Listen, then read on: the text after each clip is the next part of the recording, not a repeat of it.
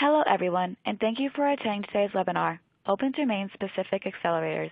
What are they, and why should they matter to cloud and network providers? Sponsored by Netronome, with participation from Avira Semiconductor, formerly known as Global Foundries. Before we begin, I wanted to cover a few housekeeping items. On the right-hand side of your screen is the Q&A. If you have any questions during the webcast, you can type your question into the Q&A box and submit your questions to our speakers. All questions will be saved, so if we don't get to answer you, we may follow up via email. At the bottom of your audience console are multiple application widgets you can use. If you have any technical difficulties, please click on the yellow help widget. Here you can find answers to common questions. A copy of today's slide deck is available for download in the green resource list widget. Towards the end of today's presentation, we'll ask for your feedback. A survey will pop open on your screen and will only take 1 minute to complete. Your feedback is extremely helpful. An on-demand version of the webcast will be available about 1 day after the event and can be accessed using the same audience link that was sent to you earlier today. I would now like to turn the event over to Heavy Reading Contributing Analyst Simon Stanley. Simon? Thank you. Well, hello and welcome from me as well. And I'm also very pleased to welcome our speakers today. First of all, we have Jim Finnegan, who is Chief Operating Officer and Senior Vice President of Silicon Engineering at Netronome. Jim, perhaps you could just tell us a little about yourself and Netronome. Good morning. This is Jim Finnegan. I guess from my perspective, I've been building engineering teams for quite a while now. Prior to Netronome, I ran Intel's network processor division. And at Netronome, we've been building successive generations of our high-end network flow processors. The most recent version of that has been built on Global Foundries 22-nanometer FDX process. Okay, great. And then we also have Mark Kumarel, who is a fellow for Integrated Systems Architecture at Avira Semiconductor. Once again, Mark, perhaps you could introduce yourself and a little about Avira Semiconductor. Sure. Thanks, Simon. So I've been working with our clients at Avira Semi, previously Global Foundries and IBM, for over 20 years. I've had a deep focus on power optimization, memory architecture, and certainly more recently, complex integration of our customers' products.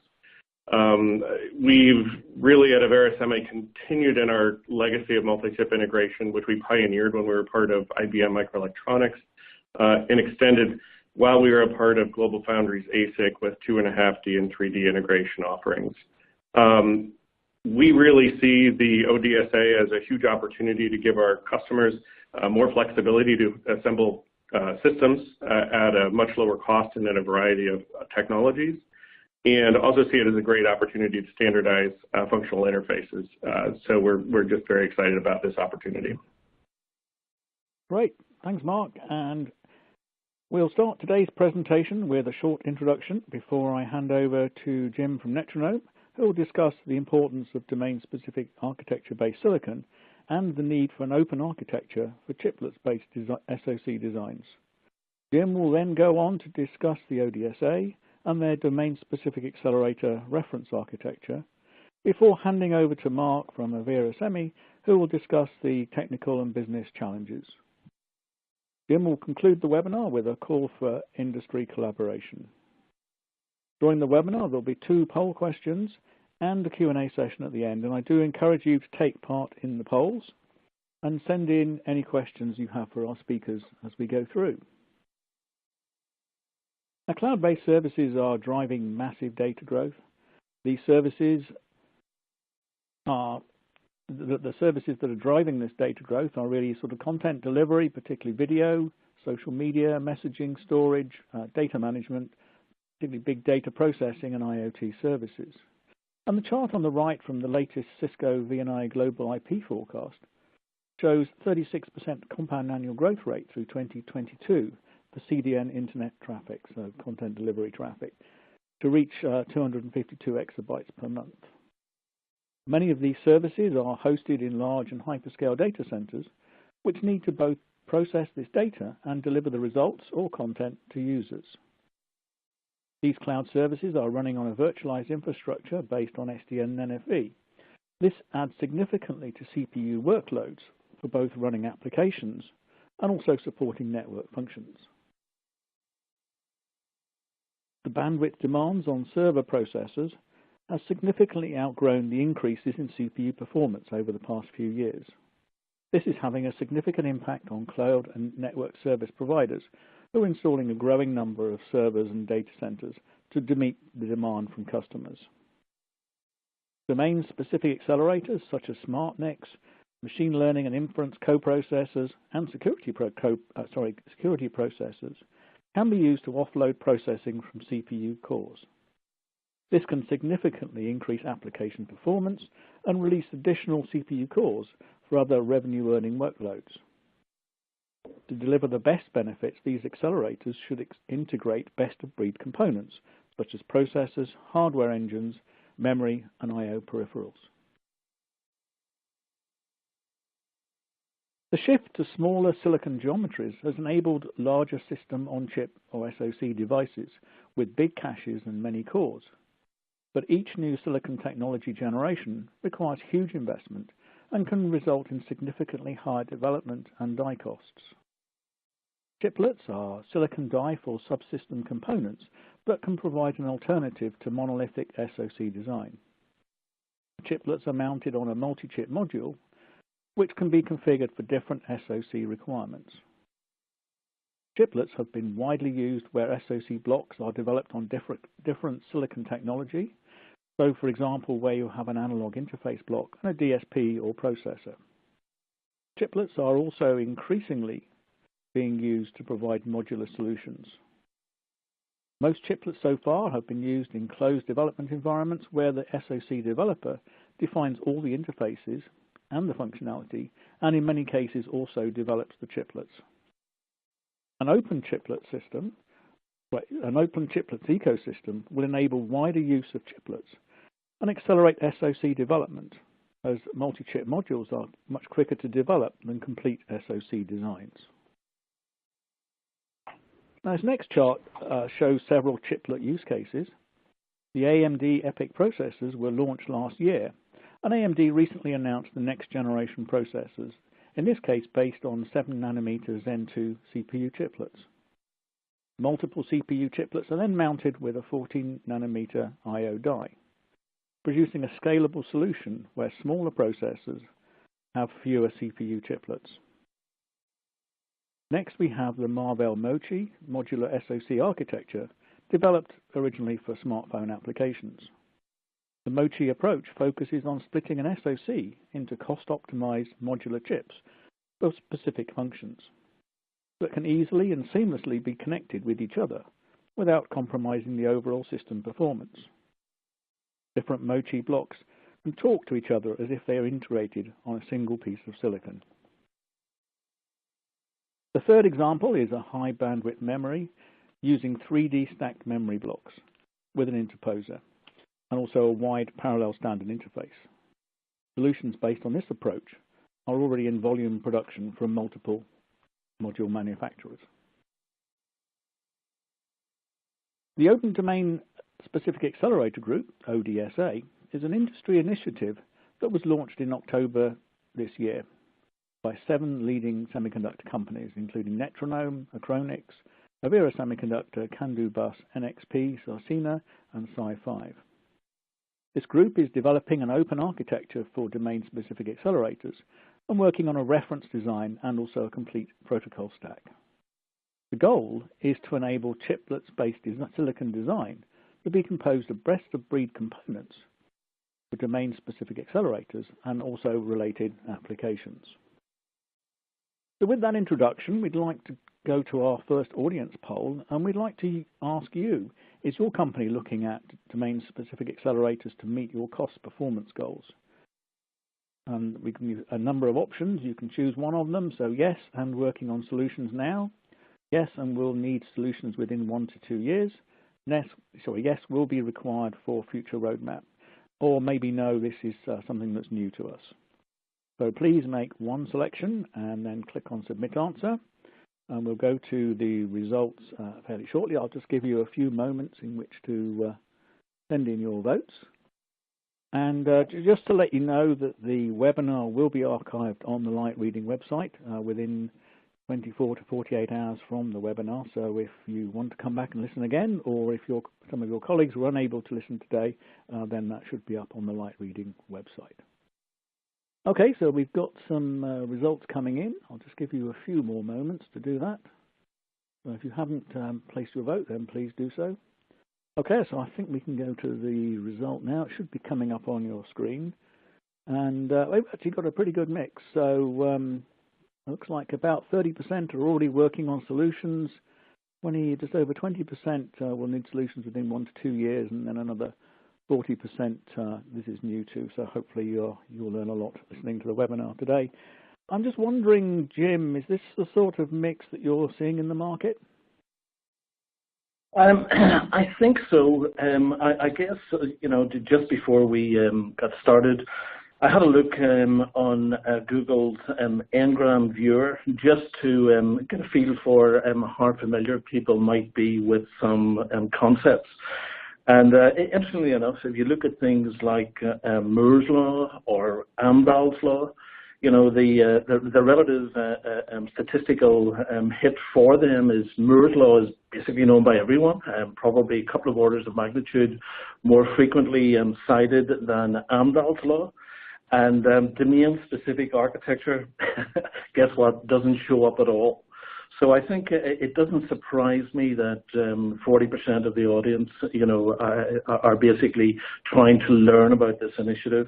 It's also encouraging that those who do know are actually planning on working on a solution right now. So this is encouraging.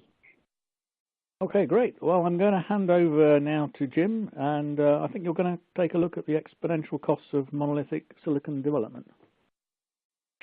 Yeah, thank you, Simon. Just before we get into that, I think it's always good to reflect a little bit on what the problem statement is. And the truth of the matter is that we have many.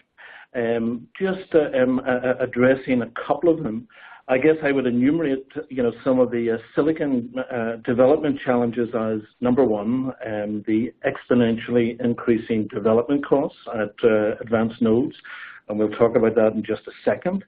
I think a second one is the unit cost, similarly at those nodes, for ever larger dies, is such that the yield means die cost, unit cost is increasing. So we need to do something about that. And obviously that's where the concept of breaking the design into smaller pieces or chiplets is actually more cost effective. The yield contributes to that. I think a third challenge is heterogeneity. And obviously we all appreciate that there are many foundries, many different libraries, memory compilers, different process nodes per foundry. In fact, a bewildering array of options.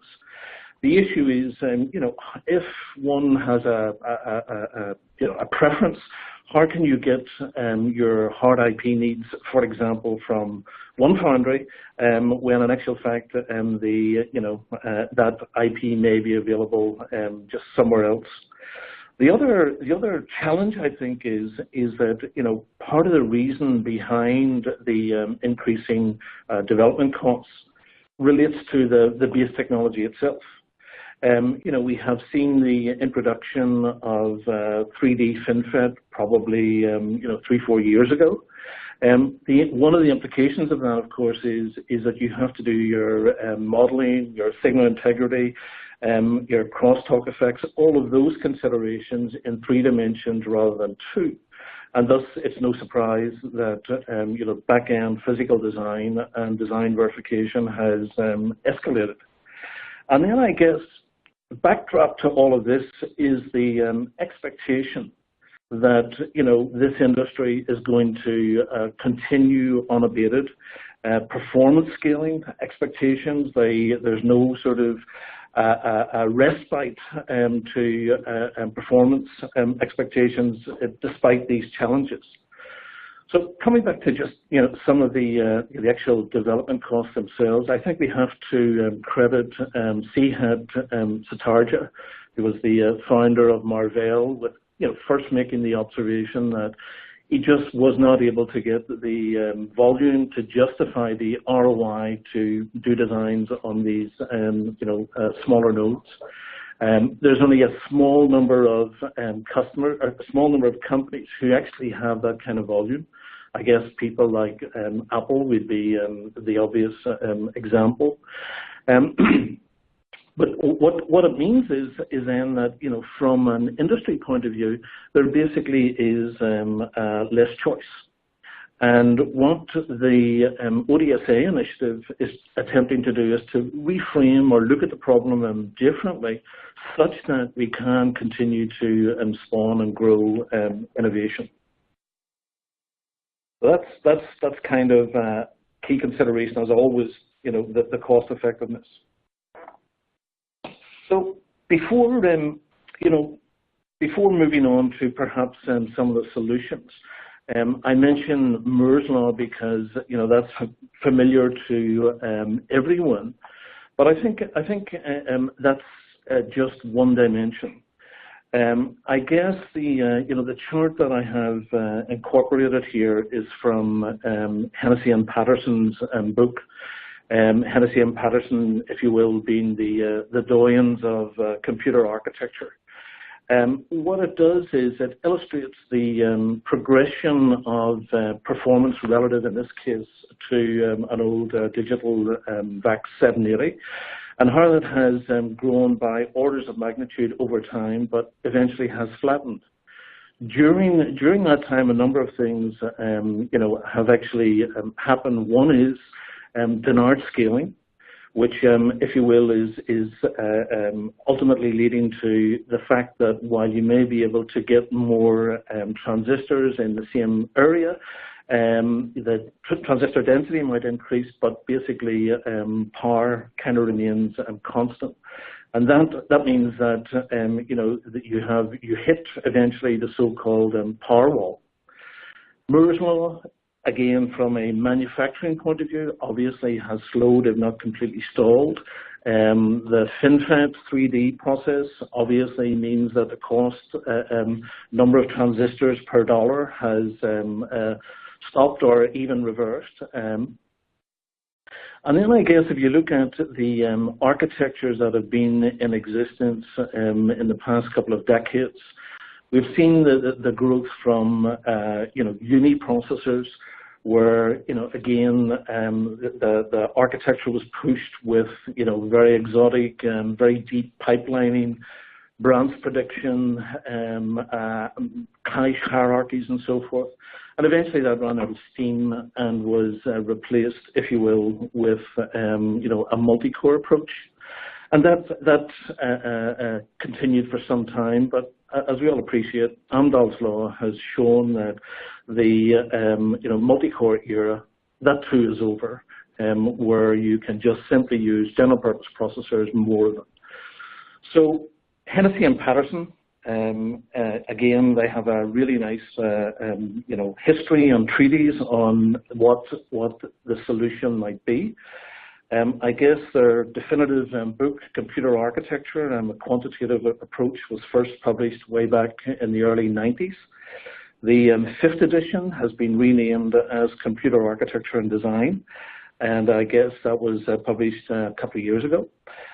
So in one sense, depending on whether you're on edition 1 or edition 5, it's going to date you, I suppose. The key thing, however, is that the realization that the era of easy multi-core approach to improving performance is over. And what we now need to do is we need to focus on domain-specific architectures and associated with them perhaps an optimized language.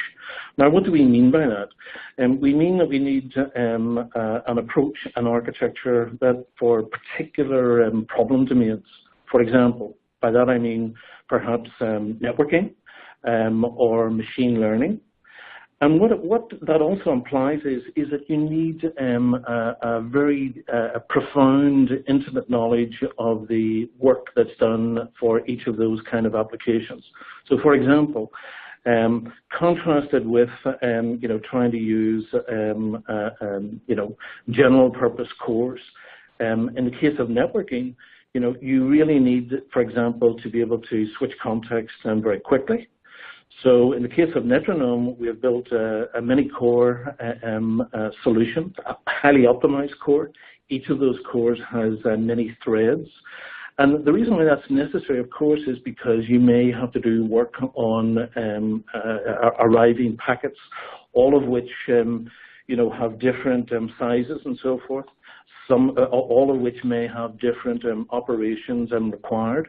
And that in turn leads to things like, geez, as you're doing this work and you're making progress in parallel, you have to essentially reorganize all of the traffic as it goes out in the right order. So again, you have to have perhaps some special hardware to address that. Equally, you may have other dedicated engines, for example, for encryption and decryption. That has to be built into the hardware such that that operates in line. Then I guess the classical programming model, that too is changing. For example, people are now beginning to adopt eBPF, that's the enhanced Berkeley packet filter. And essentially what that means is you're targeting programs that are actually running in the kernel. And that's critically important from a security and performance point of view. So that's kind of an indication of the trends that have happened. Now, let's look at some real-life examples. One obvious example is the Google Tensor Processing Unit, which is specifically oriented around machine learning. In a similar vein, Netronome's network flow processors are another good class of domain-specific architecture. And I guess inherent in both of them are the fact that they are programmable. There are cores, and that I say that as to illustrate perhaps some of the distinctions associated with a hardwired solution. FPGAs could perhaps have a role to play here, of course, but I think we all understand the appropriate use and where there's the appropriate limitations of FPGAs, and I would refer anyone to Professor Jonathan Rose's book on FPGA architecture to read further. He's from the University of Toronto. So again, just getting into some of the specifics of what you need. Take, for example, the parallelized data processing.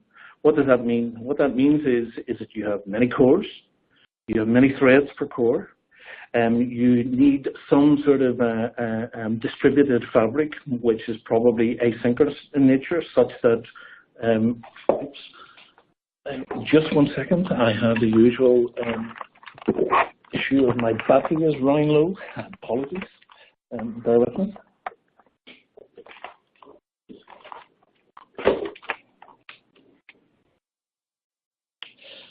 All right, sorry about that. A little crisis over. So you also need a highly optimized, scalable fabric such that you can scale for the level of performance required.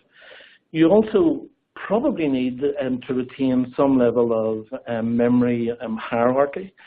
And again, by that I mean, clearly you have on-chip memory, maybe that on-chip memory being at different degrees of separation from your processing elements. And then obviously, you may have to go to external memory. And the orders of magnitude in terms of access time obviously increases the further away you are from your processing unit, which also gets into you probably want some sort of intelligence built into your memory controller such that you can, effectively build in ALU type functions as you access memory. Second consideration in terms of function-specific logic, examples of that would be crypto, maybe PKI lookup, maybe regular expression and processor. That would be examples of function-specific logic. Then you have to have a means of ensuring that you have this intimate, profound knowledge of the work that needs to be done. So, for example, you know, you don't want to be shuffling your payload in and out of memory or into different memories. You probably need to understand that you put the payload in a single memory location where you do the work on it and do the header-related work elsewhere. Obviously, again, you may go through some encryption, decryption, and process on the way. And then, perhaps more importantly, or the most important, is an application awareness from a flow control perspective. And I guess there's some obvious examples. You know, the specific and easiest ones would be, well, you do some sort of action based on, you know, specific fields in your traffic or packets. For example, you may, you know, look at the app ID and decide, you know, what kind of work you do, take some action associated with specific app IDs.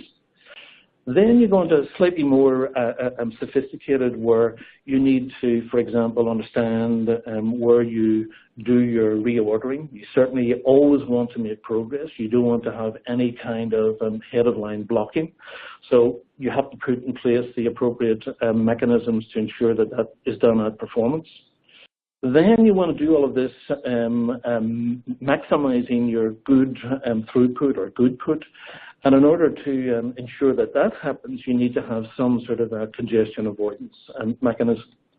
And then finally, increasingly, you know, in the era of machine learning and inference, you may want to build in some knowledge that basically can infer traffic types, which may in turn lead you to infer things like, you know, malware and bad attacks based upon the traffic profile and pattern. So that's just an illustration of the change from a general purpose processor to a domain-specific processor. Now, does it matter? I guess it does. And there's evidence to show that it does. The left-hand chart, first of all, illustrates the relative performance of a GPU versus a general-purpose processor. And again, you can see a significant improvement, a factor of 2+. And no surprise that that probably directly correlates with, for example, the ramp-up in NVIDIA's fortunes. Then you look at in the middle chart on the left-hand side, and the middle bar on the left-hand side, you see how the Google Tensor processor compares with a general-purpose CPU. And again, you see a very significant improvement. And then relative to a GPU, again, you have significant improvement. On the right-hand side, again, you know, the first bar illustrates the relative performance per watt for FPGA relative to standard general-purpose CPU. And then you can see in the middle where something like a Netronome network flow processor significantly betters a general-purpose CPU. And I guess you know, some other considerations might be if you were in fact to have in your y-axis, you know, performance per watt per dollar, then the advantages of a network flow processor, for example, would be even further amplified. So the context and the ensuing results are kind of proven QED. Moving on a little bit to the chiplet approach. What the left chart kind of illustrates is how you can build a system assembled from a number of different ingredients. And those ingredients, you know, correspond with, you know, some sort of SerDes, which may be, you know, long reach at a variety of different speeds and a different encoding technologies, or indeed that could be optical, where you have a fiber connection, multi-mode, single mode, and all of the implications associated with that. You will require some sort of general purpose processor. You will require something that's going to orchestrate the movement of traffic amongst the entities. And you will have some sort of engine that may be an ASIC or it may be an FPGA to do some of the specialized functions such as machine learning or regex, for example. The chart on the right-hand side, or the block diagram on the right-hand side, is meant to illustrate how these things tie together. We should, of course, all appreciate that it isn't simply a physical interconnect. Starting at the bottom, you may have these different chiplets. You then want to place them on some sort of substrate. Ideally, the cheaper, the better. And that typically could be an organic substrate or could be, some sort of glass substrate, which has been, developed by companies such as Semtech. What you probably don't want to do is to have something that's exotic, such as a silicon interposer, if you care about cost. Moving further up the stack, obviously there are choices of physical interconnect that could be, for example, USR SerDes. I guess the first to market with USR SerDes was Candu, and they have had a number of implementations for that technique. There are other techniques. XCSR, there's the Acculink being promoted by Aquantia. There's the good old bunch of wires, which is basically going slower but wider. And then I guess the protocol that runs over these, there are choices. One obvious choice is to basically run, if you will, the good old PCIe that's known and loved by everyone, and effectively do the appropriate shim internet. Instead of a PCIe PHY, maybe you have some of these other PHYs and you have a shim to the pipe interface to PCIe. On top of that, you of course need to organize and orchestrate where your memory is. Do you have a level of coherence? Do you have complete coherence or partial coherence? These are choices that you need to make for your system design. And again, there are a number of open standards and emerging standards, such as TileLink, which is developed by Sci5. And the ODSA initiative is basically, if you will, looking at this from a reference architecture point of view. Has got some sort of principles. Let's not reinvent, rather let's reuse and adopt. Let's put the emphasis on openness, and let's put the emphasis on cost effectiveness. Okay, let me just elaborate a little bit further in terms of the reference architecture. As you can see, there are a number of ingredients, and again, just starting from the left, you have your I/O chiplet, and again, this is where you have on one side the appropriate long-reach SerDes or fiber, and ideally what you want to do going forward, of course, for higher speeds is to land your photonics, all your VCSEL technology on the substrate itself. But baby steps. At the bottom, you have the domain-specific chiplet, and again, the example is an inference engine. This could be landed on something like an Acronix, FPGA, or it could be an ASIC, or it could be, functionally something like regex. On the right-hand side, you have a general-purpose processor. And that general purpose processor may be, Sci5, U7 or U8 RISC-V processor, or it could be a derivative of NXP's Core IQ family.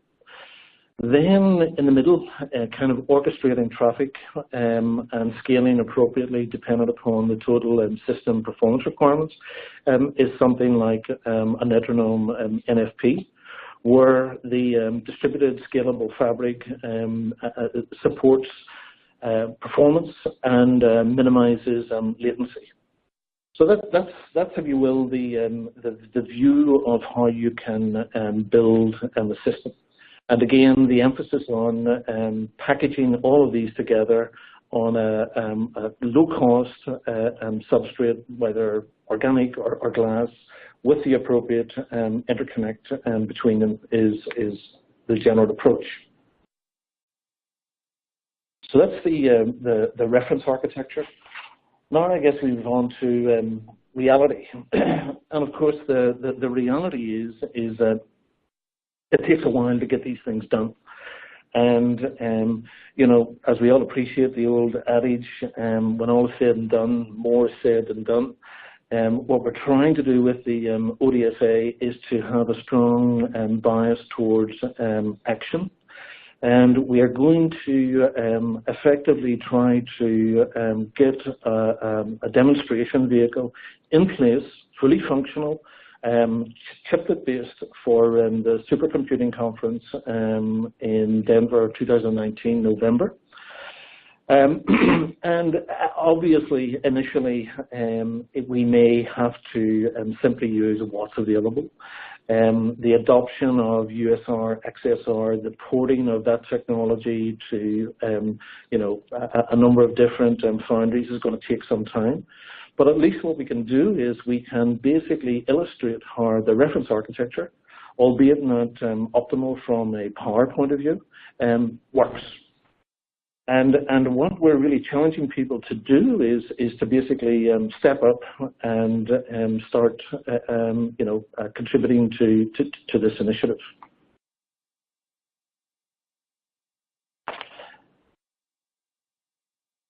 So with that, I'll hand over to Simon. Thanks, Jim. And that now brings us to our second poll. And what we'd like to ask you is, what application would your company benefit from most from using domain-specific accelerators? And once again, we've given you a number of options. So maybe it's AI and or machine learning, security, edge computing, IoT, storage or database acceleration, or maybe there's some other application that fits your needs where domain-specific accelerators would give benefit. Once again, make one selection and then click on the Submit Answer. And we've had some good questions come in already, but please keep sending those questions in, and we'll get to as many of them as we can at the Q&A session at the end.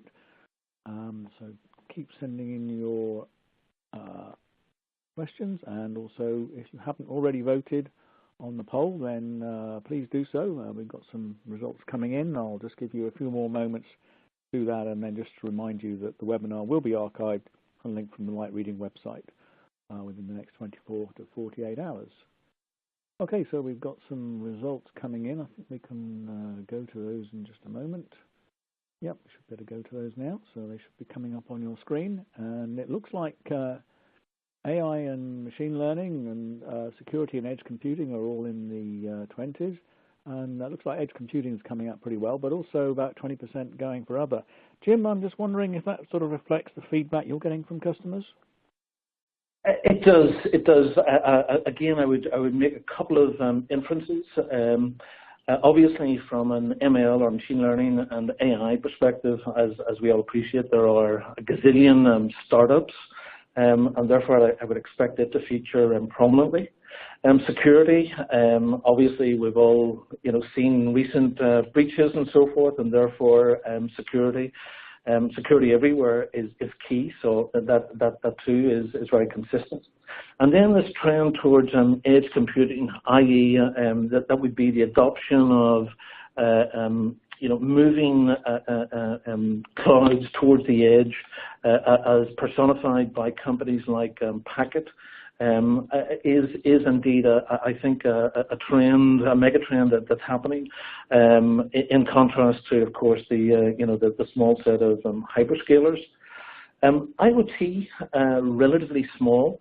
I wonder if that is because the cost problem is less profound.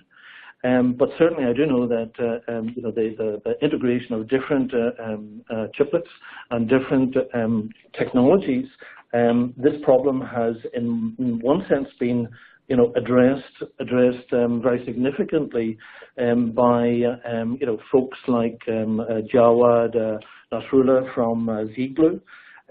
So maybe that problem's already addressed. And I guess the final one, Zippo from a storage acceleration point of view, that too may be interesting insofar as maybe the storage problem is actually morphing into a networking problem, and maybe that's where SmartNICs might well address that issue. Okay, thanks, Jim. And I'm now actually going to hand over to Mark, who is going to discuss the technical and business challenges related to chiplets. So over to you, Mark. Great. Thanks again, Simon. I want to spend a little time today and talk about some of the biggest challenges that are in front of us and that we're looking to, looking to the ODSA as an opportunity to resolve them. Certainly, I think until very recently, there's been a struggle in the industry for people to come up with viable architectures based on chiplets because, frankly, I think because there wasn't really a proof point that was widely recognized in the industry that people were able to address this problem and come up with viable solutions. One of the things that I think we've seen over the last couple of years is that a lot of the challenges that we need to solve in the ODSA to come up with these, low-cost accelerators have been, at least to some degree, addressed by a big push in the industry for HBM integration, driven by an insatiable need for bandwidth on some of the high-end systems. I think what this has shown us is that we can come up with viable solutions for very complicated multi-die integration schemes. And frankly, it has opened up the floodgates in the imagination of folks within our industry to view multi-die integration as an approach to solving their problems. And I think it's exposed that there are very, very compelling architectures like the ones that we're discussing today. I show on the right-hand side, this is just an example of an HBM integration, and we actually put together an article in ChipScale Review that reviews some of the changes in the market, and we leave the link there for your reference if you want to dig in and learn more. So as I mentioned, some of the challenges that we have to solve for supporting multi-die integration or chiplet integration are really how do we handle suppliers, components, product lifetimes, which have generally been a challenge. As I mentioned, HBM has given us some idea of how to approach these and come up with business models for in supply chain to work with folks supplying these components that we integrate on systems. But we still definitely need to come up with viable solutions for multi-die integration for things that aren't standardized memory components. I think that there's a lot of very interesting technical approaches that we've seen over the last few years, which could be leveraged to address some of these challenges. Things like chip scale packages that we could use as an extra layer of flexibility to integrate multiple components onto a substrate. But I can't emphasize enough that we really need to develop standards for these for the interoperability of these components as we're proposing here, and also for some of the four-letter word test. Right, we need to figure out how we can leverage existing standards like 1149, like IEEE 1149-1 or 1500, but use them in an approach that makes these systems on a substrate realizable. And I think working through the ODSA, we have a real opportunity to get together as an industry and find solutions to these challenges. I want to share with you just an example of a business model to really, this is meant to open up our minds and think about how we could have a broader discussion on how we can integrate these systems. And I actually pulled from and kind of obscured a business model that we've been working within our Verasemi team to develop with some of our customers who we're developing multi-die systems with today. What we show here is, again, an example where we've taken customer function and integrated it into an ASIC design in the little green box in the middle, and used IP as Jim introduced to us, right? Things like the USR, XSR IP, things like a simple bunch of wires to connect these products together, and using the interface that makes the most sense for the application that's being assembled. I think at least one of our keen interests in the ODSA is finding a way to take those interfaces and have a common transaction layer that goes with them, so that we can plug and play with multiple different components. But this shows where we could put together the functionality one of our clients needs, integrate that in this case with some chip scale packages that could be RF components, they could be components that have a network interface, they could be FPGA components, whatever the system needs. Put those together on a common substrate and assemble the system by bringing in different components and letting the customer of our ASIC business focus on optimizing the function that they do best, right? Not everybody needs to buy their own, not everybody needs to build their own network interface. Why shouldn't those be available as a standard component? Again, as I mentioned, I think learning through multi-die and multi-chip integration over the last few years, we have come up with purchasing or consignment models that we can leverage. But ideally, I think we want to look towards some kind of standardization around these business models and around around the interfaces between these components. And as we can do that and build an ecosystem of components that you can source for the specific need of your application, we really have a great opportunity to assemble without creating lots and lots of excessive function in expensive technologies. We have a way to build these systems component by component. So while we find the ODSA very exciting, we also recognize that we've got work to do together to address these challenges. And we certainly look towards this forum to open up new ideas and new exchanges about how we can approach these. Again, some of the challenges, I can't emphasize enough that we want to look at leveraging the standards we have and extending them where we need to support this new architecture. But realizing we need to work together to come up with open licensing models. The transaction layer, in my mind at least, is very critical to come up with some kind of alignment so we can ensure interoperability.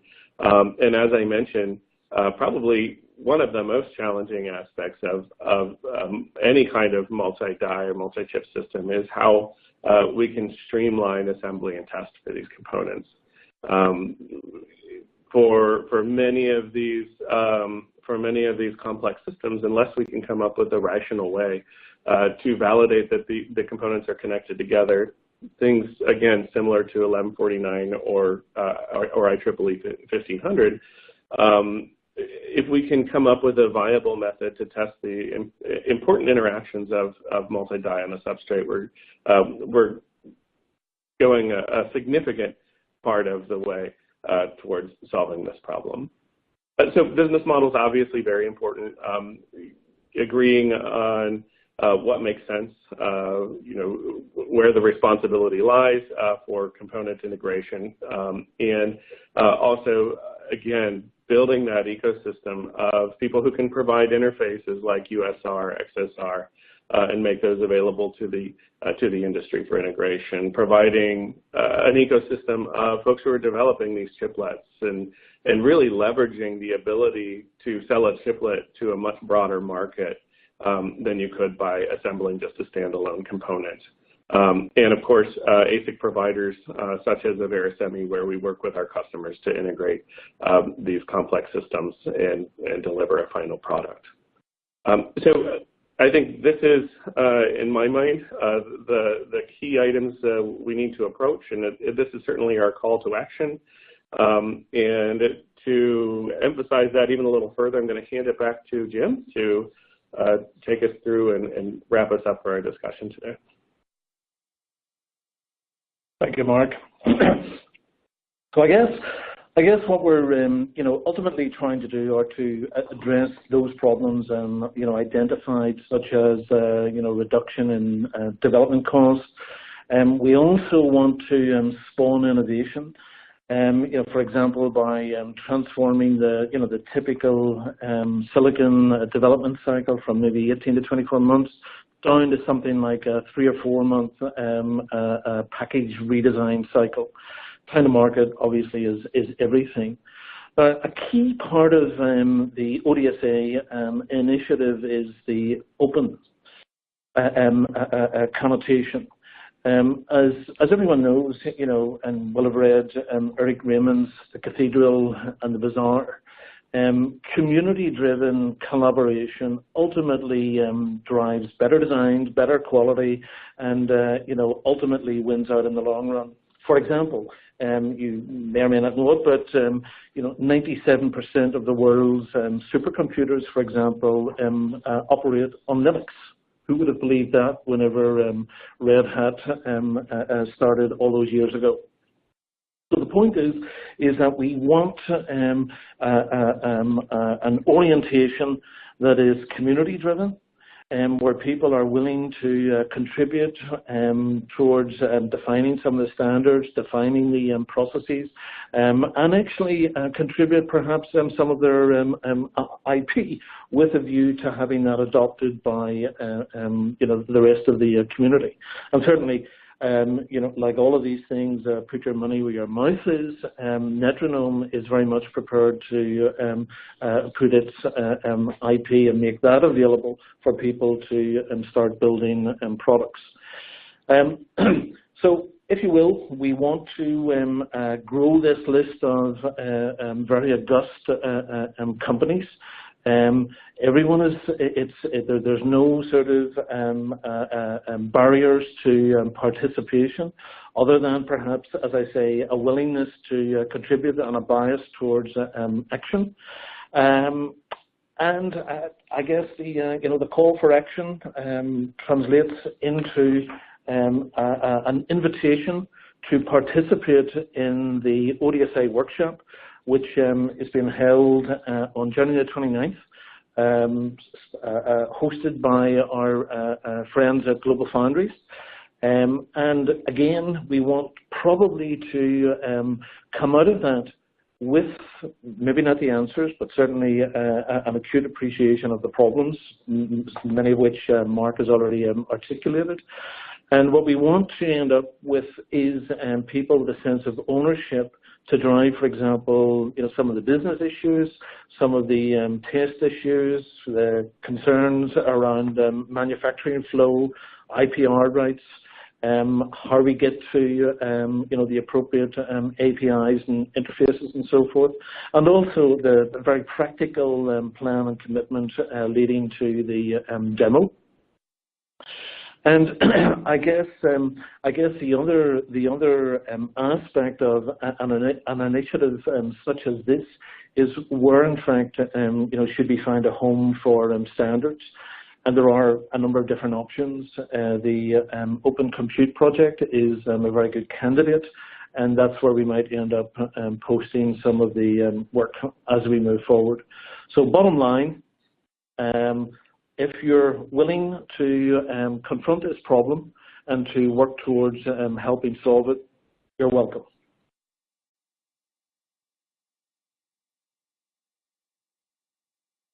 Okay, thank you very much, Jim. And that brings us to the end of the presentation portion of the webinar. So I'm going to open it up to the Q&A section. We have had some questions come in, but if you've got any more questions, then please send those in. I'm also actually going to push onto your screen a survey. Please, while we go through the questions and answers, please fill out the survey form just to let us know what you thought of the webinar and any suggestions you've got going forward. So while you're doing that, I'm going to go to this first question. The first question is, where will these accelerated chipsets be adopted predominantly, at the VCPE or UCPE or at the data centers? And how will the roadmap be adopted for B2B services? So I think there are two questions there. The adoption by the hyperscalers, I think is actually underway to some extent already. And then a variation on that, i.e. the edge cloud providers, I think they, by their nature, if you will, are a little bit more amenable to adopting new technology. Perhaps reticence on the part of the hyperscalers may be simply the size of the scale and rollout. So I think it is underway with the hyperscalers. I think it will be overtaken by the edge cloud guys. And then the second part of the question, where's the roadmap for this? I think coming out of the workshop, where we'll elucidate, who actually is going to contribute from an ecosystem perspective. There obviously needs to be the appropriate marketing or communication describing exactly what the roadmap is. That I would see as an outcome of the workshop and ensuing work groups. Okay, and then this next question is kind of related, I guess, to the first one. So how will these chipsets aid the SD-WAN solution providers, both already deployed and new solutions? Well, again, I think the benefit, generically or generally is that people will be able to get their product into a market more quickly. As I say, instead of a 24-month development cycle for a new piece of silicon, that becomes, if you will, a 6-month development cycle for the appropriately simulated and verified package. So time to market is key generally, and secondly, cost. So development cost is the other part that is similarly reduced, by an order of magnitude. Okay, great. I think I'm going to go to Mark for this next question. So, and this is kind of carrying on, I guess, that discussion. So, what applications and domains are being considered for ODSA besides data centers? Yes, Simon, I think there's actually a really broad set of folks who could use an ODSA in the market. If we look at a lot of the kind of systems our customers are putting together today, they often involve things that could be modularized into the chiplet components we've been discussing. I certainly think you could find application space for these, not only in data centers, and we've spoken a lot today about machine learning or artificial intelligence, but I think the challenge of building the one chip that does it all in super advanced technology is going to result in folks breaking things apart in other markets. So things like traditional wired networking, certainly, as we mentioned, machine learning, AI, but also I think in wireless infrastructure, there's an opportunity to use this kind of chiplet-based approach as well. So I view it as a concept that could be used throughout the market. Pretty much, a large portion of our customer projects need an SoC, right? Do they all need to develop it themselves? I don't think so, right? If we can find viable solutions that could be integrated on a chiplet, everybody seems to need some kind of network interface. Again, really market independent. I think there's a very broad application space for these kind of systems. Okay, great. Let's go back to Jim. We've actually got two questions, but I'll run them together because we're a little short of time. So Two questions are, do you see service providers developing custom accelerators? And then the second one is, what relationships do you see with existing open efforts such as OCP and Open19? So I'll take the second question first. I mentioned that OCP may be a good home to, there's a very good process for evolving and defining and concluding standards. It might well be a good home to push some of the standards that we need to develop, or as an organization. So we're very interested in that, and in actual fact, we've already engaged OCP in exactly that vein. Open19 again is, if you will, I would view it as a variant of OCP. Perhaps not as, not as subscribed to as OCP, just another variant thereof. So I think OCP certainly has, much greater traction, but no, that's not to in any way castigate Open19. The second question was whether or not service providers, whether they would develop their own accelerators. I think, they might do, but in our lifetime, that's a different question. Sorry for being facetious. No, clearly, people always want some sort of advantage. And it seems to me that the service providers may want to have some particular advantage, such as dedicated a crypto engine or something like that. The fact that you can assemble these devices from subsystem components or chiplets may mean that it's easier for a service provider who wants something specific for their own need, for that to be developed and assembled in a shorter time frame. Whether they would do it or whether they would enlist somebody else to do it, that's the beauty of having an ecosystem. Okay, great. Well, I'm afraid we have run out of time, so thank you for attending today's presentation, Open Domain Specific Accelerators. What are they, and why should they matter to cloud and network providers? Brought to you by Light Reading and Netronome.